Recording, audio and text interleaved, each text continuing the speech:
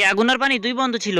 তারা যখন রাস্তা দিয়ে হাঁটতেছিল তখন তাদের সামনে একটি লোহার বেড়া পড়ে। পানি তার গেঞ্জি খুলে ওপারে চলে যায় আর আগুন লোহাকে গলিয়েই সামনে চলে যায়। পানি আগুনকে একটি ক্লাবের ভিতরে নিয়ে যায় যেখানে আগুন যাওয়া নিষেধ ছিল। আগুন সেখানে প্রবেশ করার পরে সেখানে একটি ফানুস ছিল, সেই ফানুসটি উড়তে শুরু করে। পানি এই দৃশ্য দেখে চিৎকার করতে থাকে। তখন আগুন তাকে বলে, তাড়াতাড়ি তুমি আমার কাছে চলে আসো, আমরা এখান থেকে উড়ে চলে যাই। এরপরে তারা দুজন ফানুস শহরে এক শহর থেকে অন্য দেশে চলে যায়। অন্য শহরে গিয়ে দুজনে যখন ঘুরতে বেড়ায় তখন পানি খেয়াল করে আগুন নতুন একটি পোশাক পরে এসেছে। পানি অবাক হয়ে পোশাকটি দেখছিল। ঠিক তখনই আগুন তার কাছে গিয়ে বলে, চলো আমরা সিনেমা দেখতে যাই। সিনেমা দেখা শেষ করে তারা চলে আসে একটি পার্কে ঘোরার জন্য। সেখানে এসে তারা 3টে টিকিট সংগ্রহ করে। এরপরে তারা নিচে নামার জন্য লিফটে ওঠে। ঠিক তখন লিফটের ভিতরে মেঘের পরিবারও আসে। ঠিক তখনই পানি আগুনকে আড়াল করে রাখে যাতে তাদের কোনো সমস্যা না হয়। আসলে পানি আগুনকে খুবই পছন্দ করতো, কিন্তু আগুন আর পানি একত্রিত হয় না, এই জন্য সে তাকে প্রপোজ করতে পারে না। এদিকে পার্কে হাঁটতে হাঁটতে হঠাৎ করে আগুনের রং পাল্টে যায়। এটি দেখে পানি অবাক হয়ে যায়। আগুন নিচ থেকে একটি নীল কালারের হিরে তুলে। এরপরে সে কিছু একটা ভাবতে শুরু করে। এরপরে সে লাফ দিয়ে অন্য একটি হিরের উপরে উঠতেই তার রং আবারও পরিবর্তন হয়ে যায়। এরপরে আগুন বুঝতে পারে আমি যেই কালার উপরে পা দেবো আমার গায়ের রং সেই কালারে পরিণত হয়ে যাবে। আগুনের এই দৃশ্য দেখে পানি তাকে বলে, দাঁড়াও তোমাকে আমি একটা ম্যাজিক দেখাই। এই বলে সে পানির উপরে ছুটতে শুরু করে। ছুটতে ছুটতে এক পর্যায়ে আকাশের উপরে রংধনু দেখা যায়।